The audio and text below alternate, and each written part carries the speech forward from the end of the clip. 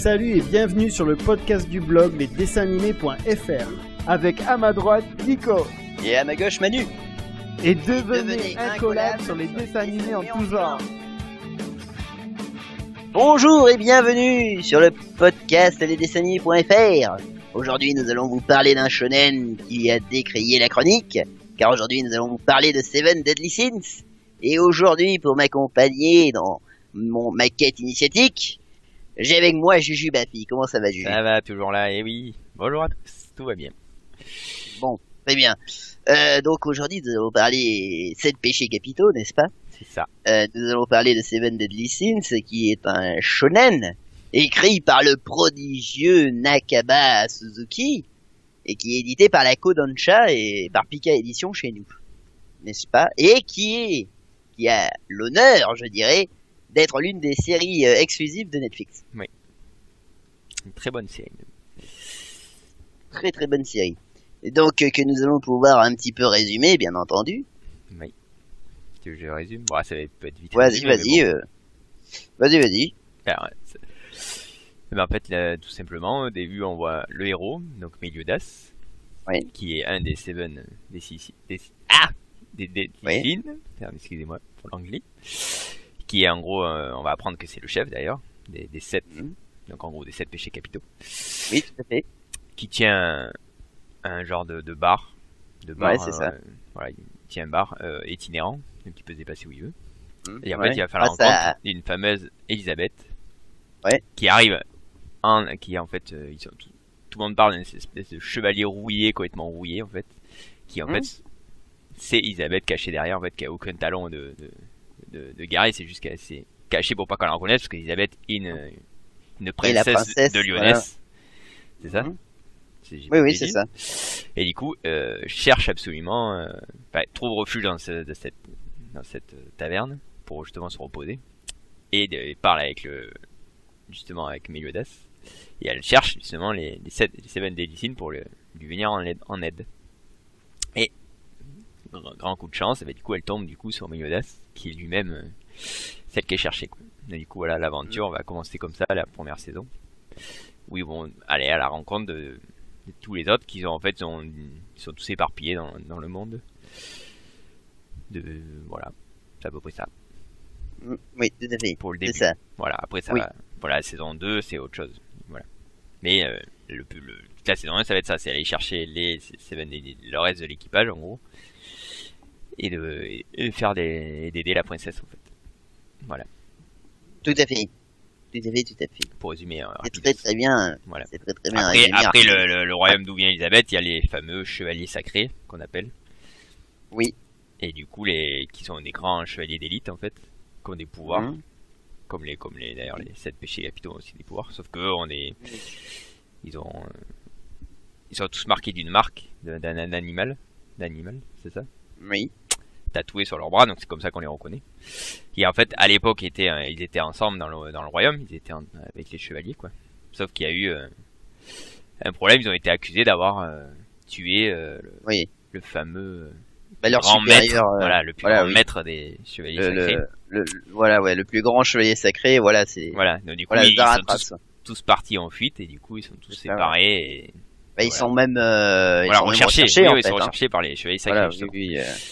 Donc, du coup, il y a des avis de recherche et tout ça. Partout, voilà. Et du coup, voilà pour le petit résumé rapide. Qu'on voit dans les premiers, deuxième épisodes. J'ai rien spoilé, quoi. Voilà. Ça a été très très bien résumé. Je te remercie. Y a pas de souci. Écoute, je n'ai quasiment rien à rajouter. Donc, comme je le disais, l'animé, on va parler un petit peu de l'animé quand même, parce que justement, on est là pour parler des dessins animés. Donc, justement, l'animé, il a été financé par Netflix.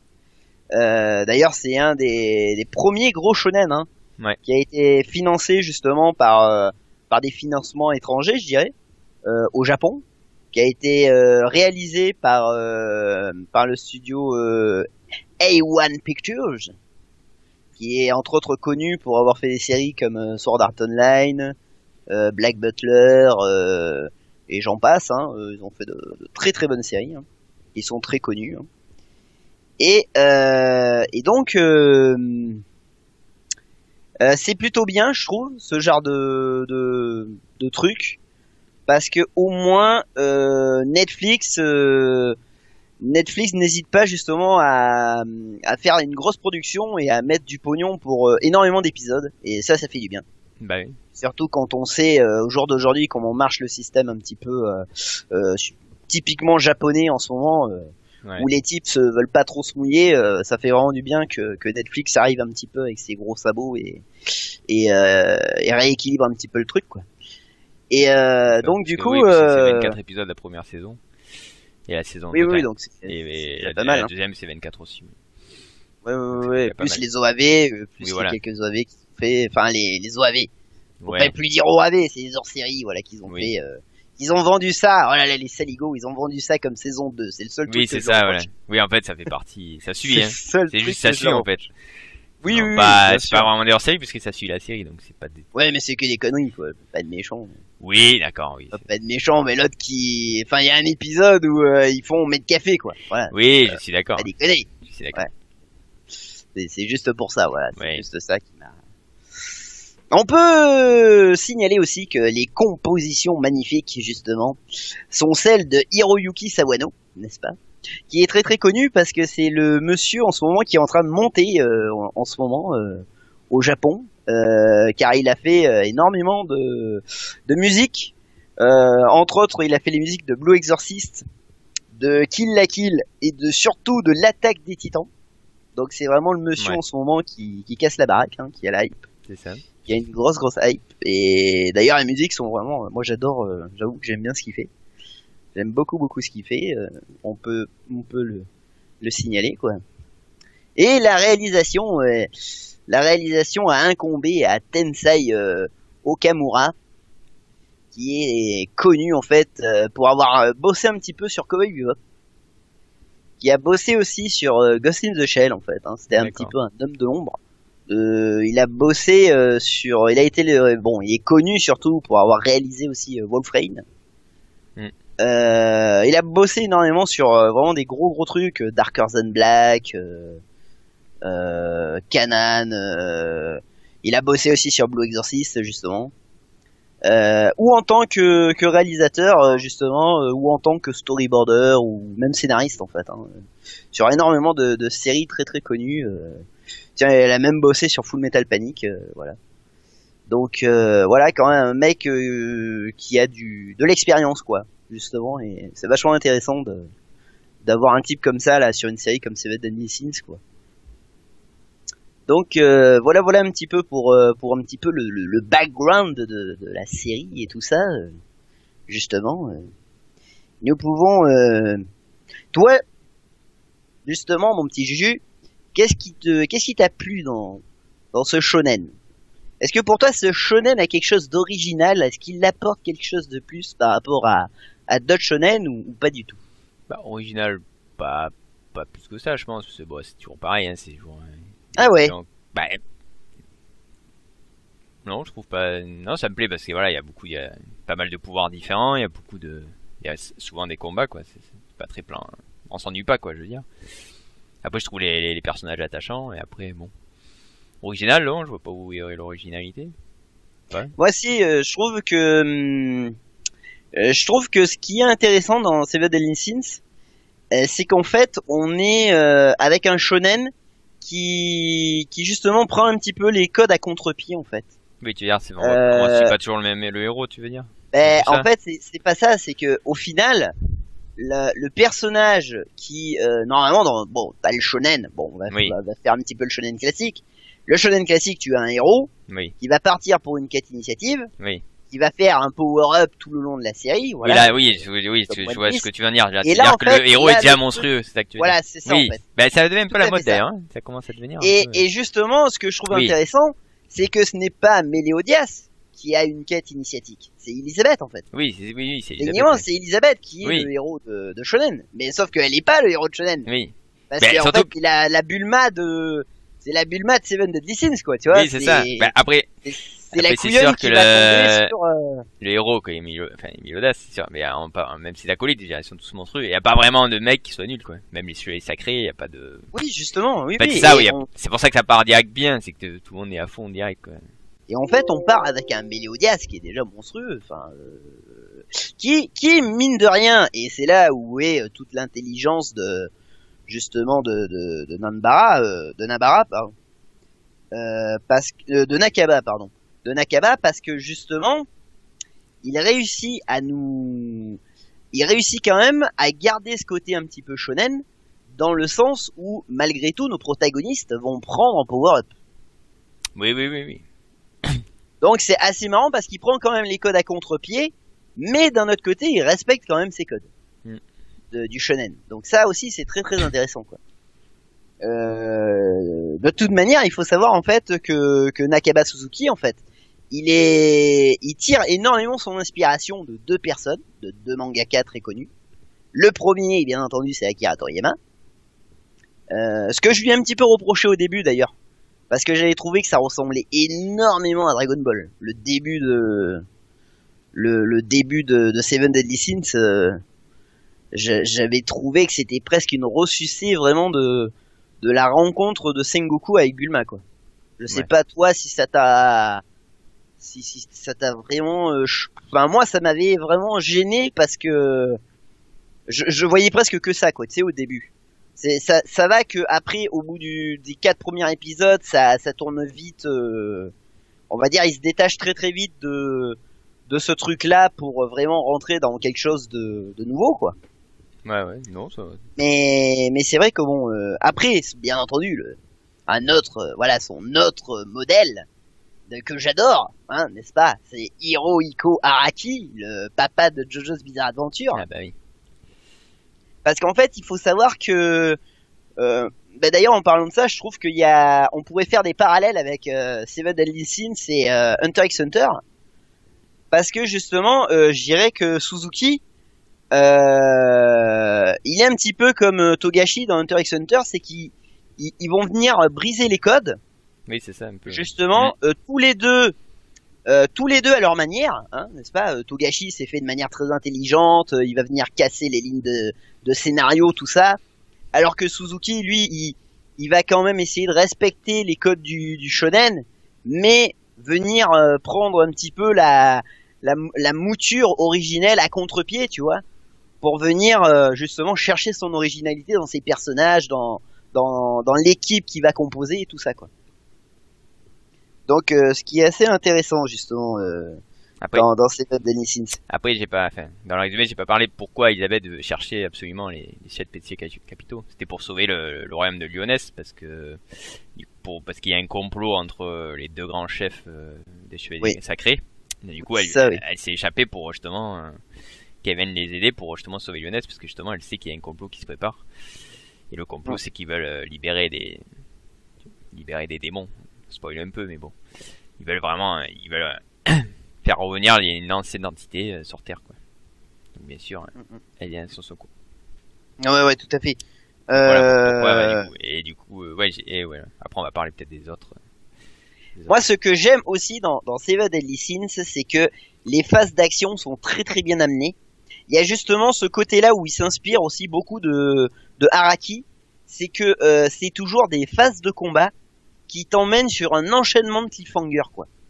Où tu sais jamais, il y a vraiment des moments où tu te dis putain, ils ont fait crever le héros, ou ils ont fait crever, où ils ont fait crever ses alliés, quoi.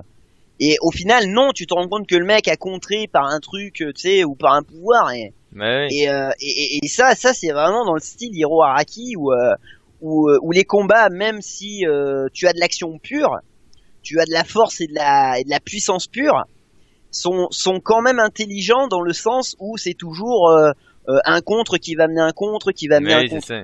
Donc c'est les phases d'action d'ailleurs dans Seven Deadly Sins, c'est vraiment la grande force de la série aussi. Bah, du coup, elle est quand même vraiment excellente, quoi. La série est quand même centrée quand même sur Meliodas, parce qu'il est quand même assez mystérieux, on ne sait rien sur lui, parce qu'il a quand même des marques. Il est amnésique aussi, non? Oui, ça rappelle plus trop. Il a perdu un peu la mémoire. Ouais, un peu la mémoire, donc voilà.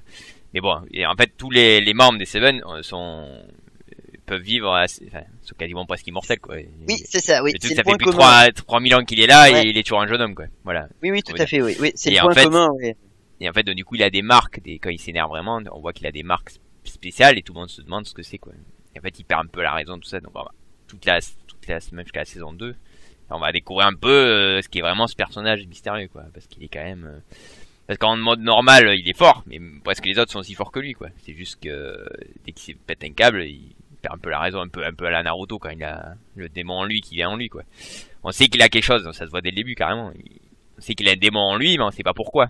C'est ça, en fait. Je pense qu'on va le savoir plus tard. Je pense que c'est quand même assez axé sur ça, quoi. Savoir vraiment d'où vient... Parce que les autres, on voit à peu près un peu leur passé petit à petit. Oui, oui, oui, bien sûr. Donc oui, voilà, oui, parce bien. que c'est lui qui les a regroupés, en fait. À chaque fois, il s'est retrouvé dans le chemin de chacun. Il a dit, Ça. ah, si tu veux pas venir avec moi, et puis en fait, tout le monde il a suivi, quoi. Oui, oui, c'est ça, c'est ça. Tout connement comme Ouais, ça, quoi. Donc voilà, quoi. Et après, voilà, ils ont tous... Mais ce qui est bien, c'est que voilà, les 7 sont quand même... c'est un groupe qui est assez fort, parce que justement, c'est 7 différents, quoi. Il va y avoir... donc on peut en parler, je sais pas. On va parler des... Oui, oui, oui, des on va personnes. parler un petit peu Donc, des du coup, personnages. Il y a, Oui, quand même. il y a Diane, qui est une géante. Une Tout à fait. géante guerrière, donc du coup, force monstrueuse. Et Genre des contrôle géants, la terre, donc elle peut faire des trucs avec la terre. Donc voilà, déjà, Oui. c'est déjà bon. Donc voilà, t'as Diane, Le donc, il y a une serpent de l'envie. Voilà, le serpent de la mine. Après, t'as Ban, le renard de Van, l'avarice. le renard. Ouais, Donc le lui, renard de l'avarice. lui en plus, il a un pouvoir de plus, c'est qu'il a, cette andouille a bu une potion d'immortalité. Donc du coup, C'est ça. c'est là où il est plus, moi je l'aime bien parce que du coup, il se fait toujours défoncer. Alors, donc, du coup, il s'en branle, justement, il en joue, je trouve. C'est de se faire Ben, moi, presque je trouve- exprès de se ouais. faire toucher, alors qu'il s'en branle parce Oui, il est c'est un mortel, boubou, ouais. quoi. Les mecs, Oui, oui, il est mortel. Ah, oui, oui, là, pour le coup, il est immortel dessus. Immortel. Après, ça, son Moi, j'aime pouvoir bien est un parce que c'est un peu, petit peu, Ban, c'est un petit peu le Vegeta, en fait, hein, de... oui, c'est un peu ça, oui. Oui, c'est un d'ailleurs, c'est ça, parce qu'il c'est un peu le meilleur ami de Meliodas, mais à la fois l'ennemi, ils sont égal, quoi. Il Oui, aime c'est bien ça, toujours ouais. se battre contre lui, toujours essayer de le dépasser. Il est sans arrêt en train de se bagarrer avec lui, quoi. Donc lui, son pouvoir, c'est de piquer les pouvoirs des autres. Ouais. Enfin, les pouvoirs, de piquer leur force. Donc du coup, Ouais, décupler c'est ça, la ouais. sienne. Après, il y a King. Donc, c'est qui déjà, lui, King, comment il Bah, c'est le, Ah oui, c'est le roi des l'ex elfes. roi des fées. Ouais, l'ex-roi des fées. Ouais. Bah, En fait, c'est la paresse. l'ex, oui, non, parce qu'il est toujours le roi des fées, logiquement. Ouais. Dans la saison 3, c'est toujours le roi des fées. Ah, bon, bah, j'ai pas vu la saison. Enfin, 3. anciennement, oui, parce qu'en fait, au début, c'est dans sa famille, il y avait sa sœur qui protégeait, à la Le base, Grizzly de la paresse. voilà. Mais lui, il a- ne ressemble pas du tout à son affiche de... Ouais, il est toujours en Le train Blizzard. il a toujours un gros oreiller, il est toujours dessus, là, il vole. Oui, ouais. Après, il est assez fort, parce qu'il a un genre de pouvoir Ah, il a des bons pouvoirs, oui. il a des bons pouvoirs, en fait, il a une lance qui peut transformer en ce qu'il veut, quoi. Enfin, Ouais. ce qu'il veut, mais en forme différente. Ouais. Il est assez puissant. Donc lui déjà, c'est un des premiers qui a, parce qu'en fait, ils ont tous une arme légendaire. C'est ça. En fait, parce qu'au début, le premier trio, c'est Diane, Ban et Meliodas, sauf que, Ouais. à l'époque, enfin, Ils ont perdu leurs armes. pas oui, perdu, il y en a un qui l'a vendu, l'autre qui l'a, je sais plus quoi, ils ont Ouais, fait n'importe c'est quoi ça, avec, oui, quoi. oui. Il y a que King qui Donc, l'a on- gardé, qui est complètement abusé ça. quand il apprend que vous êtes con, vous avez vendu vous avez perdu, Diane l'a perdu, l'autre il l'a vendu parce qu'il avait Justement, le c'est pognon. un de leurs premiers power-ups, ça. Voilà, Justement, donc de ça, récupérer leurs armes. Donc voilà pourquoi King apparaît plus puissant qu'eux, parce que du coup il a son arme déjà lui. Mm. Après il rencontre Gaozer. Oui. Donc Gaozer c'est le... Bon, vachement plus tard. La luxure. Oui, beaucoup plus tard, Luxure. En fait, il a une grosse armure au début. Le bélier de la luxure. Et en fait, non, on Si je apprend ne que c'est trompe du coup c'est une poupée.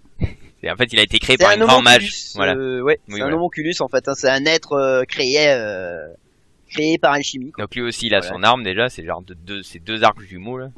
Ah oui, oui. Bah, il est- Et du coup, parce que j'ai compris, il contrôle un peu tout ce qui est esprit, tout ce qui est.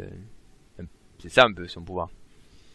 J'ai un pas peu- souvenir il de est- trop de son pouvoir. Il est un peu compliqué. Bah en fait, il arrive, il balance toujours des genres de flèches, genre de flèches, merde, pas cosmiques, mais des flèches de fluide ou je sais pas quoi. Mais du coup, ça rentre il arrive à contrôler, à faire des illusions un peu à la Phénix, un peu à la. Il est assez Ah fort oui, là-dessus, voilà. Il peut c'est changer ça. il peut changer carrément tous tes souvenirs. Ça fait un peu la, dans One Piece, Charlotte. Oui, oui, t'as Charlotte raison, qu'elle oui, s'appelle. c'est En vrai. fait, il peut s'amuser si vous voulez. Il peut enlever carrément les souvenirs, dire à la fille, bah toi tu seras amoureuse de C'est moi, ça. tu vois, ou Oui, oui, oui, c'est ça, c'est il ça. peut faire plein de trucs. Il est assez puissant quand même. Il est assez bizarre parce que justement comme c'est une poupée, il a aucune émotion. Et du coup, il est toujours en train de se poser des questions. En fait, il a pas de cœur, donc du coup, il a du mal à comprendre certains trucs des humains ou des gens, quoi. Donc, il est assez intéressant comme perso. Après, il y a Merlin. Donc, elle, c'est carrément un mage, quoi. Surpuissant. Il y a Merlin. Merlin, ouais, c'est une fille, du coup. Ouais. Oui, oh là là. Elle m'a donné chaud. Hein. Oui, voilà, en petite tenue. Pourquoi c'est pas elle la luxure? J'ai pas compris, moi. Donc, elle, c'est une mage surpuissante, quoi, en gros. Oui, c'est ça, hein. Oui, c'est vraiment Merlin, voilà. Voilà, donc, elle a... du conte du roi Arthur, quoi. Enfin, je dirais que c'est une des plus fortes, ouais.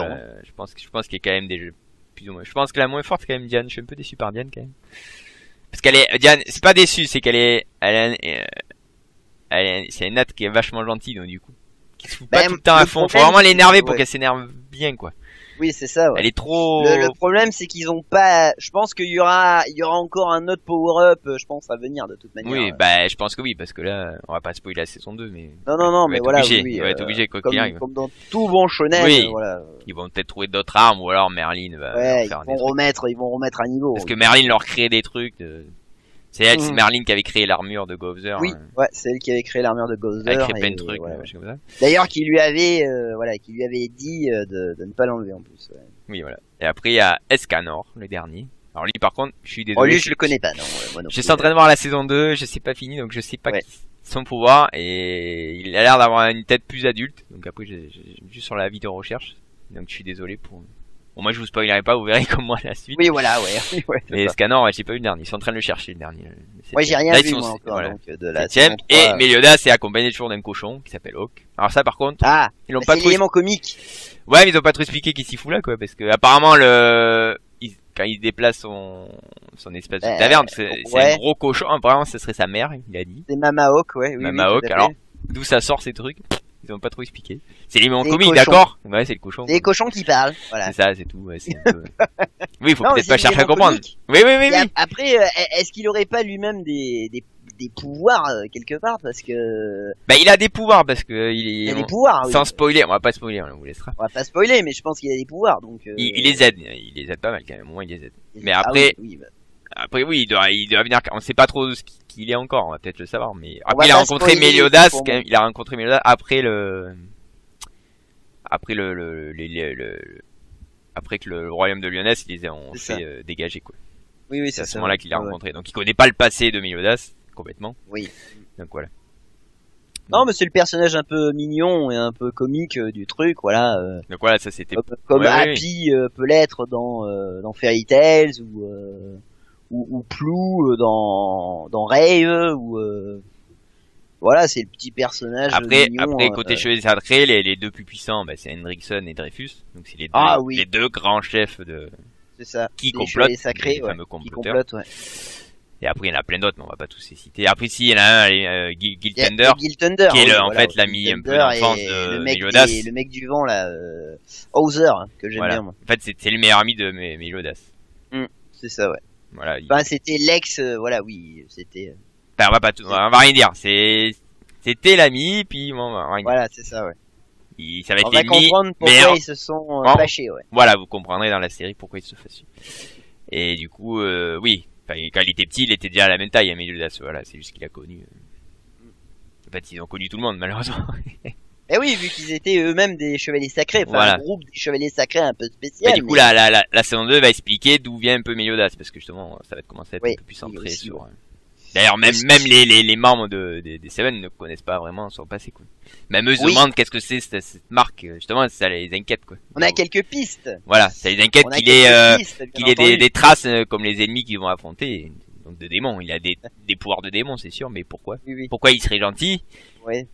Il arrive à le contrôler à peu près, parce qu'à un moment il se fond démon, mais il devient un peu berserk, quoi. C'est-à-dire qu'il peut attaquer à la fois ses alliés. C'est ça. Ah oui. Voilà, il peut péter. S'il le contrôle pas, il peut devenir il peut s'énerver, quoi. Donc voilà, pour résumer les persos, tous aussi attachants que les uns que les autres, donc ils sont tous aussi forts. Ils sont déjà monstrueux, quoi.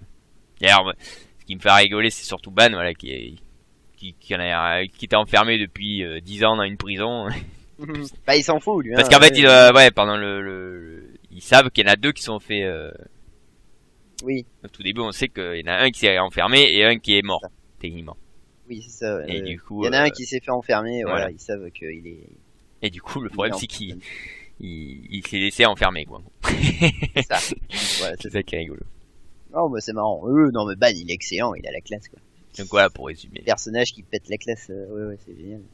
Donc des persos assez, tous aussi forts que les autres. Donc ça, c'est Autre sympa. contre-pied d'ailleurs de l'auteur, et moi qui me fait beaucoup rire d'ailleurs, c'est qu'il prend aussi à contre-pied les péchés capitaux que représentent chacun des personnages. Enfin, pas pour tous, mais pour certains. Ouais. C'est-à-dire que Meliodas, c'est la colère. Ouais, alors que, ouais. En fait, le mec, il est tout le temps nice, quoi. Il a un sang-froid monstrueux, Il quoi. est toujours gentil, Oui, c'est ça, en il fait. s'inquiète pas. Oui, c'est ça qui est rigolo. Mais c'est comme Gozer. Gozer, c'est la luxure, mais le mec, il a une tête de puceau, quoi. Tu vois, Mais c'est c'est ça, ça. Mais what the fuck. mais il fait presque peur, hein. Ils ont presque peur de lui parce qu'il est complètement. Oui. En fait, il est quasiment presque incontrôlable parce qu'il connaît rien. Il est plus, connaît aucun sentiment. Il a pas de sentiment quand même. C'est ça le problème. C'est vrai. Lui, il peut tuer un gamin, il s'en branle, quoi. Pour lui, il y a pas de. Mais après, Meliodas, Merlin, ils ont mais dit. regarde Merlin. Oui. Merlin, c'est la gourmandise. Oui. J'allais dire, la gonzesse, c'est une bombasse, quoi. Tu t'attends à voir Big Mom, et puis non, quoi. Ils auraient pu faire King en gourmandise à la limite parce que du coup, il est gros. Parce qu'en fait, son apparence est gros. C'est le seul King, c'est le seul qui est, Voilà. c'est le seul apparemment qui est à peu près représentatif avec Ban Voilà. de leurs péchés respectifs. Ce King est gros à la base et en fait King, il est paresseux. il se fait une apparence de jeune mais en fait c'est un gros tout pas beau là. Ouais. Oui, c'est marrant, ouais. Et du coup, par contre, ce qu'on a pas dit sur Meliodas, c'est quoi? C'est un gros pervers. Il adore toujours tripoter. Ah oui, c'est... Ah, Elisabeth, il la touche comme il veut. C'est presque indécent. Ah ouais, c'est un peu... Bon, Elisabeth, elle fait rien, elle se laisse faire en même temps. Mais bon.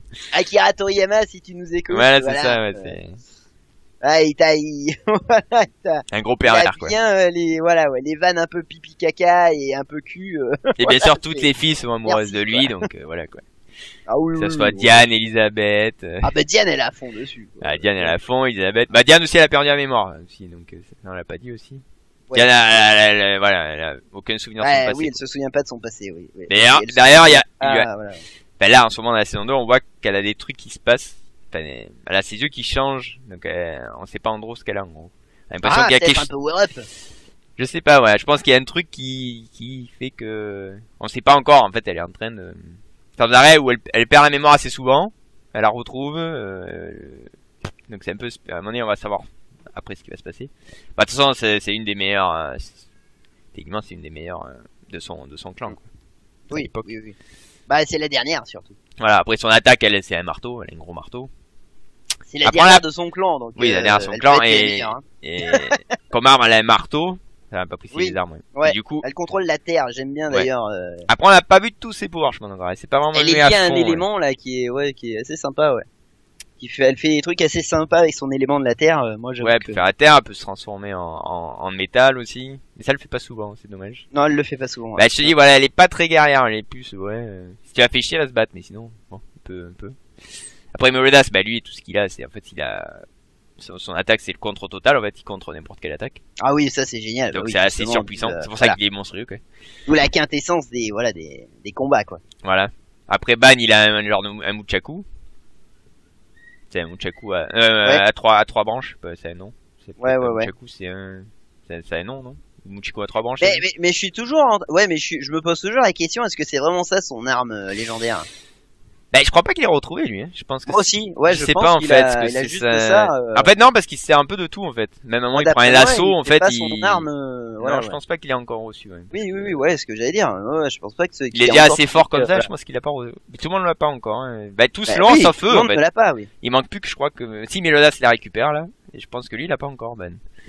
Ouais. Ben, il en a encore. Après, King, il est monstrueux à longue distance. Un mage, quoi, Ouais. comme un mage. Sauf que par contre, à courte distance, c'est une grosse braille. Bah, le problème, oui. Il sait pas se battre du tout, quoi. C'est une vraie merde. Et non. Même Ouais. moi, je lui fous une baffe. Il tombe par terre. Oui, bah oui. Tu parles par rapport au fameux tournoi qui Voilà. Gozer, c'est pareil. Corps à corps, il sait pas se battre, quoi. C'est juste, c'est une poupée, quoi. Voilà. Merlin, Ouais. pareil, je pense. Ouais, c'est un mage, hein, c'est logique. Elle a zéro force, quasiment, donc. Après, niveau magie, c'est eux les plus puissants. King et Merlin. Après, le chef, en fait, ce qui est fort, c'est parce qu'il est assez moyen en tout, en fait. Force, magie et, il est au niveau des autres, mais en force, il est quasiment au même niveau que Diane. En magie, il est quasiment au même niveau que Merlin. C'est pour ça qu'il est assez puissant. Donc voilà pour les. On va un petit peu. Du coup, oui, il faut savoir aussi que Suzuki, il est très inspiré justement pour Seven Deadly Sins. Il est très inspiré par justement le mythe. On en parlait des Chevaliers de la Table Ronde, bien entendu, Oui, et du roi oui, Arthur. bah oui, alors Arthur. d'ailleurs. Et aussi à côté, il est très très inspiré par les œuvres de Lovecraft. Et là aussi, d'ailleurs, ça se ressent énormément, bien entendu, parce que bon, bien entendu, il y a l'apparition de démons justement, et justement, ces démons-là font vraiment un petit peu appel à tout l'univers un petit peu de Lovecraftien, avec l'appel de Cthulhu et tout ça. Donc, il faut savoir justement que le mangaka justement en est très très fan, hein, donc. Et justement, c'est de très très bonnes références pour le coup. Ouais. C'est bien pour lui. Et si nous parlions un petit peu du doublage français, je sais pas comment tu as regardé Seven Deadly Sins. Alors moi je regarde mais... en français, je trouve que les doublages sont Ah très bien faits. Après je connais pas Et alors tous les doubleurs. Ah si, t'as dû reconnaître. Oui, bah T'as certains, dû mais bon. reconnaître la voix d'Elisabeth. Oui, Elisabeth, oui. Ah. Adeline Chetail. Et oui, bien entendu. Voilà, la voix des princesses, je dirais. L'indéboulonnable Adeline Chetail. De toute manière, vous avez une voix de princesse à faire, que ce soit la princesse chiante ou la princesse timide. J'allais dire Adeline Chetail de suite, quoi. Y a pas photo. Ah, par contre, alors ça m'a fait plaisir parce que c'était une voix qu'on entendait plus trop. Et pourtant, moi, j'adorais. C'est la voix qui fait Hawk. Est-ce que tu as reconnu la voix qui fait Hawk ou pas? Peut-être pas, parce que j'avoue que ça faisait longtemps qu'on l'avait pas entendu. Bah déjà, oui, c'est une voix de fille déjà, je pense. Ouais. Bah c'est une voix un peu, ouais, fille. Ça fait un peu fille-garçon quand même, sa voix. Eh bien, en fait, c'est Patricia Legrand. Et Patricia Legrand, elle doublait à une époque, justement, Sakura de Sakura Card Captor. Ah d'accord. Et elle faisait aussi la voix dans la version française de Cowboy Bebop de Ed. D'accord. Et moi j'adorais sa voix. Hein. Elle faisait aussi la voix de Merle dans Vision Escaflowne. D'accord. Et j'avoue que moi j'adorais sa voix et j'avoue qu'à un moment donné il y a eu un petit passage à vide là où on l'entendait plus trop, ce qui était bien dommage. On peut aussi citer bien entendu Nathalie Bien-Aimée, qui est aussi au casting du doublage de Seven Deadly Sins. On peut citer Adrien elle fait la voix d'un des chevaliers sacrés. Adrien Solis, bien entendu, qui fait Hendrickson, et qui est la voix de Kuroko, bien entendu. Hein, non, les voix françaises, je trouve qu'ils sont super bien faites. Ah bah attends, il y a des très très bons doubleurs. Hein. Moi, j'adore Adrien Solis, j'adore Nathalie Bien-Aimée, j'adore Adeline Chetail. Non, ça passe très bien, j'avoue que... Moi, maintenant, dès que j'entends la voix d'Adeline Chetail, j'ai l'impression que je vais entendre ou Fanny Bloch ou Geneviève Dohang, tu vois. Ouais. Mais en fait non. Tu vois. on n'est pas dans Wakfu, quoi. Enfin bon. Très très bon doublage, hein, pour le coup là aussi. Vous pouvez vous le mater en français. Le doublage est très très bien fait, quoi. Après j'ai pas spoilé, mais je disais qu'Elisabeth ne servait à rien. On spoilera pas, on vous laisse la surprise, mais elle sert pas vraiment à rien. Oui, comment oui. Voilà, on dit pas. On serait trop méchant, voilà. De dire qu'elle ne servait à rien. Elle sert à quelque chose. Ah, mais oui. Vous verrez. Fin de la saison 1, vous le saurez. Bon, eh bien, voilà. Hein. Voilà, bah oui. Je crois qu'on a tout dit. Hein. Oui, c'est pas mal. On va trop spoiler après. Déjà qu'on a un peu spoilé. Ouais, on vous laisse justement profiter. Franchement, allez la voir, ouais. On vous laisse profiter, voilà, de la dernière saison, hein, qui vient... Ouais, mais une sortir d'ailleurs. Qui vient de sortir là sur. Je suis en train de regarder. Je suis à l'épisode 7. Et qui va être distribué par Kana Vidéo, donc. Mais elle envoie direct. Ça, par contre, c'est direct. Ouais, y a pas de. Ouais. Y a pas de. 3 premiers épisodes, déjà t'as envie de regarder la suite. Hein, un très très bon shonen, hein, de toute manière. Beaucoup d'experts justement au Japon disent peut-être que Nakaba Suzuki va être le prochain One Piece. Akira Toriyama, donc ouais. Donc à voir. Écoutez, on vous laisse juge. Hein, le prochain ou le prochain du mec de One Piece, c'est pareil. Hein. On l'a déjà vu, toute manière, il ne fait pas que Seven Deadly Sins, donc qui sait? Est-ce que Seven Deadly Sins ce sera le nouveau Dragon Ball? Ou est-ce que ce sera une de ses prochaines créations? Allez savoir. Il est encore jeune, hein, il a le même âge que l'auteur de Fairy Tails, donc... Ouais, il peut faire. Bon, après, il peut Il a le faire temps, ou finir ce chaîne et en faire un autre aussi, parce que. Ouais. Parce que je pense pas que l'univers soit aussi grand que dans BD pour faire un peu ce qu'il veut, quoi.